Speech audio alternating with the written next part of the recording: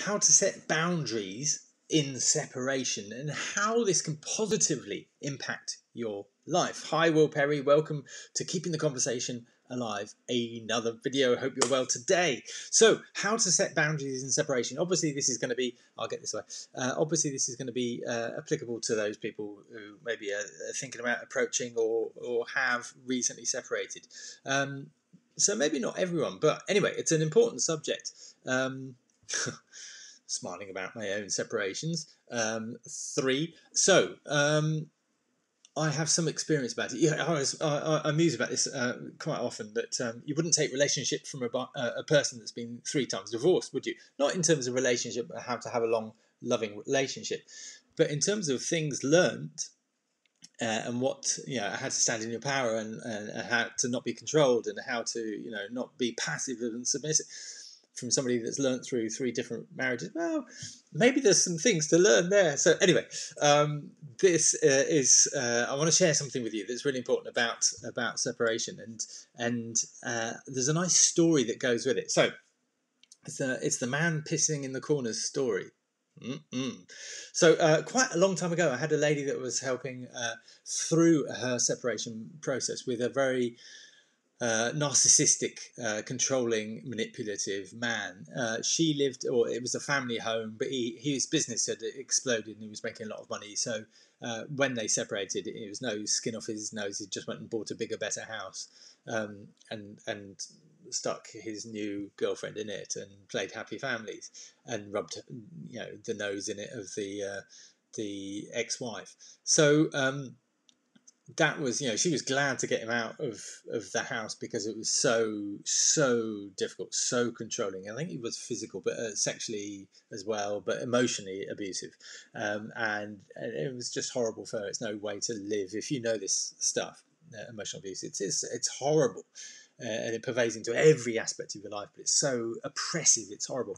Anyway, this specific story, the man pissing in the corner of the room, have I got your attention with that? She was really quite shocked, and it was the separation had gone and she felt so much better, weight being lifted, but she said he's still coming in the house, and how do I stop it? It's like, what? Why is he coming in the house? Remember, they've separated. Well, he owns the house and he's got a key, and he's just he comes in, and when he comes in, he just barges past, says he needs the toilet, and he goes to the toilet. I went, okay, well, you'd think if somebody needs a toilet, you don't need a toilet, but he leaves the door open and he has a poo. Was that normal? No. Right, and in the downstairs toilet, he leaves the door open, has a shit. Excuse me, but has a poo. And that's quite animalistic, isn't it? So he doesn't literally pee in the corners, but he sits down and has a number 2.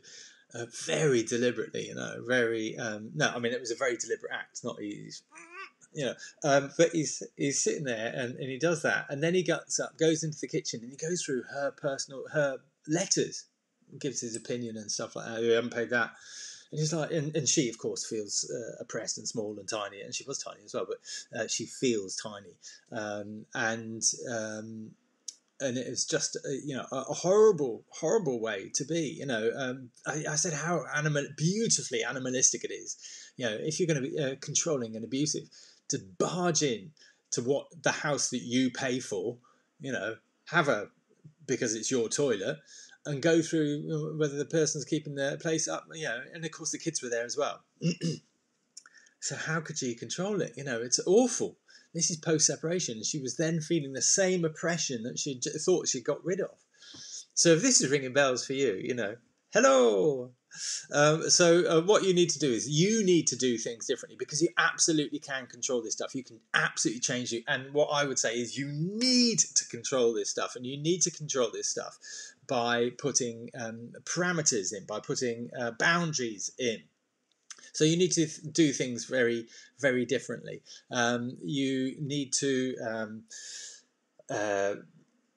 Well, the expression actually, somebody I worked with was the analogy that they used was, what's it like when this oppression is in and he's in the house, and because they had the same thing, the ex coming in and treating the house like it's theirs because they were still paying it and all that sort of stuff.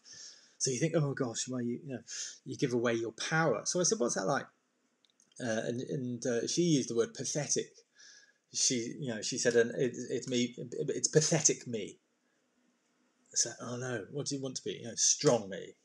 It's like, yes, okay. So, we need to get you to the place of being strong you, not pathetic you. And it was, again, their words, but I use their words because I think it's very descriptive rather than being standing in your power and giving away your power. But those are the words I use. So you need to step into your power.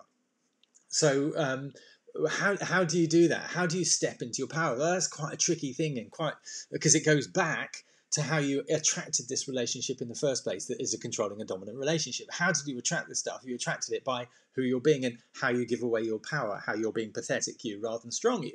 You've got to learn to be strong you rather than being pathetic you. So you've always been pathetic you, but you didn't realise that the pathetic aspect hadn't come to the fore. But it was always there. What was there before was the happiness on top, the joy that was on the top that made this a happy relationship, a happy marriage in effect, a marriage of two people rather than a literal marriage, a coming together of two people. So what attracted that? It can't all have been crap all the time. It can't have all been. It showed more and more and more the control and the more he dominates, the more pathetic you become. Down on that reverse scale. So until it becomes unbearable, and you start seeing it in the kids, and you start seeing that they're either being strong and negative towards you, or they're becoming strong and defending you, or they're becoming like you, and the pathetic side's dominating. And it's like, I don't want that for the kids, So you want to take a stand and do something about it. But what happens when you're being pathetic you is it comes out an explosion or tears or something, whatever. But it feeds the control of the dominant person. It's like, that's not what you want. They get the joy, the pleasure of manipulating you and controlling you, and they always have. So this actually then goes back deeper to solve the problem. That's what I do on the program. It goes back deeper to solve the problem of what pain are you soothing by doing that in the first place? When did that become a mechanism, a coping mechanism in your mind, in your brain, that solved a problem that was current at that time but now isn't current but is still leading you down paths that you don't want to do? So what people often do is they get out of a relationship like that and they go into another one. Hello? How many marriages did I say I'd had? So it's we repeat the patterns without being aware of them. And even though I'm aware of this stuff, and I've been working on this stuff 13 plus years, I still fall into patterns. So it's like, oh, wow, man. Oh, man. If anybody's got kids. It's really difficult to see this stuff. And that's why each roadblock I've hit, each wall that I've hit, it's been painful, but I pushed through it. And I'm not bigging myself up. But I wanted to learn from it rather than... Well, for me, there's no option not to learn from it. So I just have to learn from it. And it's a bit embarrassing. I've felt embarrassed at times because of the work I do, that I've repeated those patterns myself, and it's like, duh, and I've repeated them in business as well, duh. So it's like, wow, that makes me have to go even deeper, and it's like even more painful. It's like, however, it doesn't have to be painful. Once I've got the system together, it's like, just a minute, you can jump over that with this, you can jump over that hurdle with this, and you can jump over it. It's like, okay. That's what I enjoy, helping people through that process, because it doesn't have to be painful, and I can use humour to help disarm, and I've got all those tools from my past, but I had to go through all the walls and over the hurdles myself to be able to go, oh, that's why that is so useful now. But you have to have had that first in order to get that. Now I understand. So, and I'm not saying I'm at the end of the rainbow and got pots of gold everywhere. Life is a long journey, and we get more. Somebody just answered just now actually. The level, when you level up, you get more responsibility, more challenges, more, so level up, get more, gain more, deal with more. So that's a truism. So that there's loads of work to do, and that's kind of what I've laid out in my program. So it's not easy, but that's exactly what you need to do. Not be pathetic you, be strong you. how do you do that? Can you just come on, muscle up, and then it's like there at the door? Anyway, the woman, going back to the woman, it was quite simple. What we did is I encouraged her. It's like, said that there's all these systems to protect you from this. So, we got her solicitor to write a letter, and it was really simple, that he's not to come into the door without prior agreement and without, it being agreed in writing. So suddenly he didn't come in the house and do his animalistic thing in the corners of the room. It was really animalistic.